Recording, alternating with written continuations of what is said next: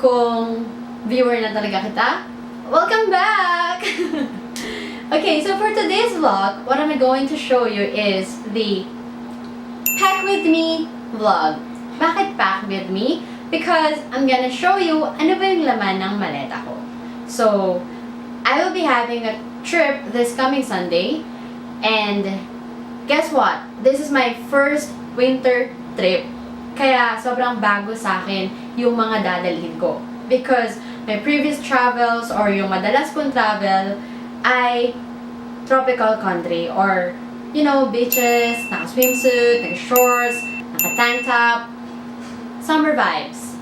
So ngayon, winter. So total opposite. So ano ba yung mga kailangan kong dalhin? Or ano nga yung laman ng maleta ko? And guess what? It's negative 12 degrees Celsius dun sa pupuntahan ko. So paano ako mabubuhay? Paano ako makaka-survive? Laki po ako sa arawan. Okay, but anyway, to start with my Pack With Me vlog, I'm gonna show you now ano ba yung mga dapat dalhin. In 3, 2, 1. Ding! First on the list ng mga kailangan dalhin when you're going to have a winter trip is heat-tech.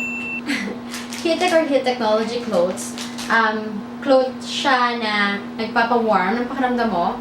I don't know how, I don't know why, bakit mainit. Eh, nipis-nipis lang naman niya. Pero yeah, effective siya. And yeah, ito yung itsura niya. Heat-tech. It's just long sleeve. It's just a long sleeves.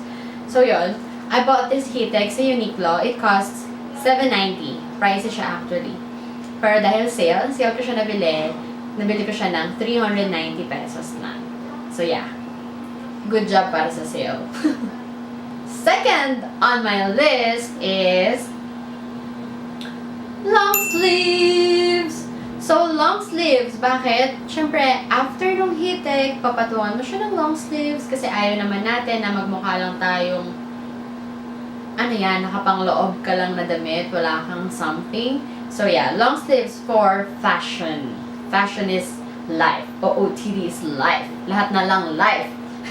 Okay, so this long sleeves, cute siya actually, with the velvet na tela and the ruffles.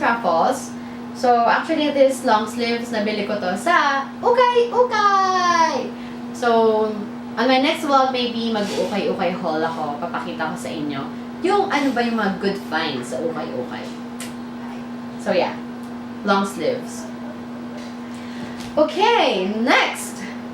Third on my list is gloves. Okay, gloves. Because ayaw naman na lamigin yung kamay, di ba? Habang lahat tayo cover na cover, pero yung kamay wala. So mag-gloves din tayo.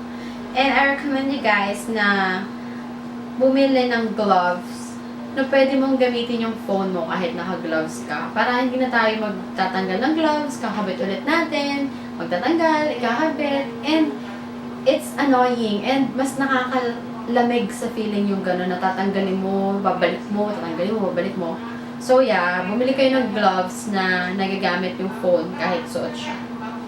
So, this is a nice gloves actually, and actually hiram ko lang to kay Aiza.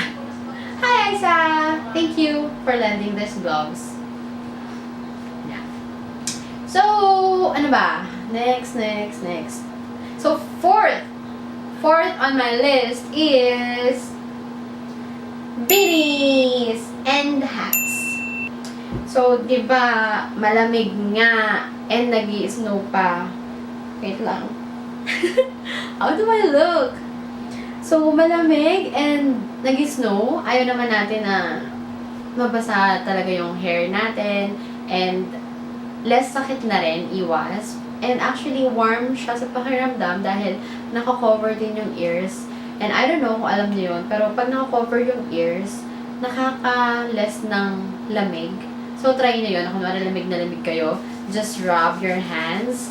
And then, kapag yung, mainit na siya or warm na siya, iganon nyo yun sa tenga nyo. Nalalesen yung feeling ng lamig. So yeah, beanies.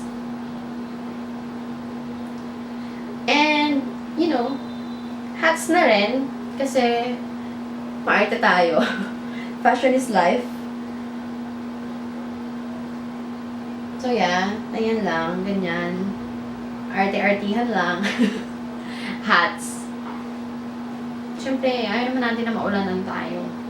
So, di ba, ang gulo na ng hair ko. Fifth is scarf. So, yeah, scarf. Kasi, malamig talaga eh. Hindi ko talaga kaya. Actually, takot ako. Actually, totoo, kinakabahan ako kasi paano kung hindi ko kayanin yung lamig? Masayang lang yung travel ko. Hindi ako makalabas ng hotel kasi malamig sa labas, di ba? So, scarf, yeah, para sa leeg natin. And actually, pwede mo rin siyang pang-cover ng bibig mo. Kasi, di ba, hindi nyo naiintindihan yung sinabi ko. So, yeah, pwede mo rin siyang pang-cover ng bibig mo kasi yung hangin, pag malamig, masyadong malamig, parang nakaka-burn na din siya. Kaya, scarf. Don't forget to bring scarf. DVD. Okay, moving on. So, ano pa ba? Ano pang dala ko? Sixth is, of course, coat, jackets. Hello, paano tayo makaka-survive? Di ba? Kailangan natin ng mga jackets. And jackets na may pa-fur. Jackets with the fur. Oh my gosh. Anyway, so ayan, jacket. And actually, maganda yung mga bubble jackets. If you have long bubble jacket, sobrang effective siya. Kasi, hindi pumapasok yung lamig. Kasi it's parang plastic, ganon. So, ayan. So, don't forget, dala kayo ng jacket. And, also, hindi pa tapos sa jacket, meron pang coats. Kasi sobrang lamig talaga. And, fashion is life. So, tiis tayo. Kahit ang init sa Pilipinas, gawin ko to. So, ayan. Diba? Naka-jacket ka na sa loob, naka-coat ka pa. So, parang ang itsura mo, pag sinuot mo to, naka-heater ka sa loob, naka-long sleeves ka, naka-jacket ka, and then naka-coat ka. O, diba? 4 layers. Ewan ko na lang kung ginawin ka pa. With the gloves and the scarf pala, sorry. Scarf, may pa-scarf pa si Mayora. Yeah. And the beanie. Ay no, ayoko pala nito. Gusto ko pa lahat para black and white lang tayo. Ayan. And also, yung gloves. Push ko talaga yung pagsusuot kahit mainit, no?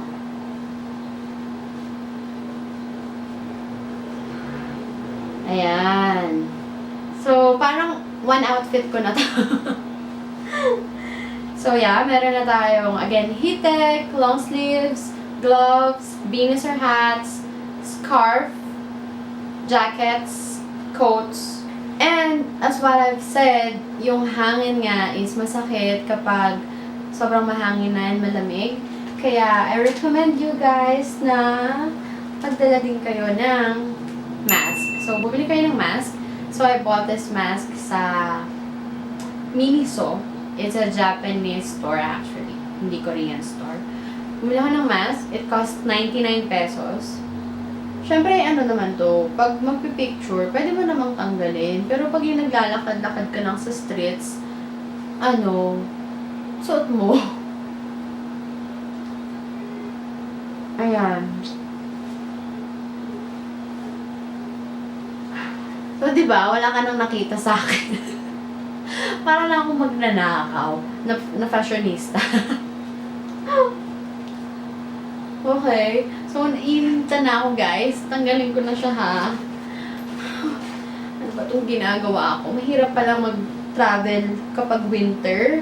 Kasi ang dami mong dala. Bukod sa ang lalaki na niya, bulky talaga. Actually, meron kami 3 maleta sa trip namin. Kasi sobrang dami namin damit and ang lalaki ng jackets. Anyway, number 8. Number 8, tama ba? Number 8 on the list is lip balm. Lip balm, why? Kasi dahil nga malamig, parang mag-chop yung lips. So, guys, magdala kayo ng lip balm para at least para na-moisturize yung lips natin. Pangit naman pag nag-dry kasi nga, you know, lalo na kung galing kang Pilipinas, pupunta ka sa winter na country, di ba? Ang lamig, hindi sanay, mag-culture shock ka, weather shock ka, masi-season shock ka, o ano mo yung tawag doon. So, yeah, magdala kayo ng lip balm. So, next, ano pa ba? Of course, last on my list, which is number 9, is boots. Boots. Boots. Boots.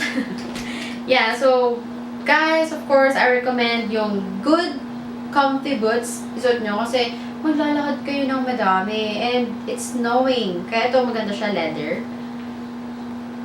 And hindi siya mababasa. It's waterproof. So, kung mag-snowman or muulan man, okay lang, hindi mababasa. Pero kung hindi naman ganun umuulan, medyo malamig lang, you can opt to use boots na ito, velvet, you know, for fashion sake. Ayan. So, itong boots na to, actually, binili ko siya sa Shopee online. It's cheap. So, try nyo magtingin doon. So, check out shopee.com or shopee.ph. I'm not sure. I'll double check, okay? So, I'll put the link below. Tingnan nyo na lang. You can... Actually, marami silang good deals doon or good finds doon. So, yon. So, ano ba? Think that's all the essentials you need when you're going to a winter country. So, I've shared na yung laman ng maleta ko. So, again, just a recap. Ano-ano ba yon? Number 1, heat-tech. Number 2, long sleeves. Number 3, gloves. Number 4, scarf. Number 5, what's number 5? Beanies? Oh, I think I've interchanged them. Pero by the way, yun na lang yung mga yun. 5, beanies or hats. Number 6, jackets or coats. Number 7, face masks. Number 8, lip balm or lip gloss. Number 9, boots. So yeah, that's it. That's it with my Pack With Me vlog. Nakita nyo na ano ba yung laman nga nung maleta ko. But the question here now is, how will I put them all in my luggage? How will it fit my luggage? Kaya ba? Kasya ba? Paano? So, that's my business already. Hindi nyo na problema yon. So, isipin ko na paano ko siya pagkakasyahin sa maleta ko. Kasi ang dami talaga, ang bulky niya. So, anyway, that's all with my Pack With Me vlog on a winter trip. Kaya, I hope you guys learned something from my vlog. I hope nakatulong ako sa pag-iisip ng ano ba yung mga kailangan yung dalhin for a winter trip. So, yeah, check nyo na yung mga kailangan if you're planning na pumunta sa bansa na winter yung season nila right now. So, yeah, I hope you've learned something. I've shared something on you. So, if you like this video, don't forget to hit the like button below. And if you haven't subscribed yet, please don't forget to subscribe. Click the subscribe button down here or my signature over there. And I'll see you on my next vlog! Bye!